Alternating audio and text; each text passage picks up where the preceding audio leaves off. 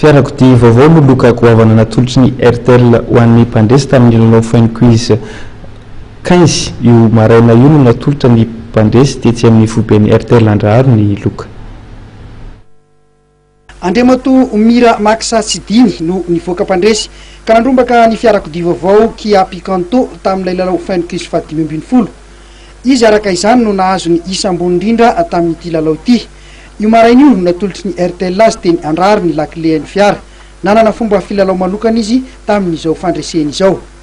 Tena faly be mihitsy atoko satria mahafinaritra le kilalao sady distraction le izy nefa misy lokadiza be ohatr'izao dia tena faly be na sembandrahona kely any amin'ny zavatra misy etontsika fahamoazana misy atsika malagasy apostao nefa zany tsy natinantsika fa ty tena faly fotoana betsaka nefa misy zavatra nataon'le mpitondra tômôbila malaza hoe Schumacher, Michael Schumacher.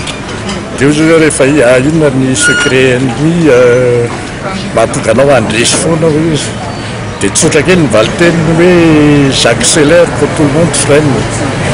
Dia ozy hoe fotoana tsy anaovan'ny olona zany any manao izy zany hoe rehefa hariva alina mihitsy zany na ohatr'izany na week-end satria ny olona mandeha week-end zany lalao izy. Andriamato Samtody Alexa sy Andriamato Razafy Mandimby Henotso kosa no nandrombaka ny larana faharoa sy fahatelo sy samy nahazo loka ihany koa fahita lavitra écran plat 42 pouces sy laptop iray.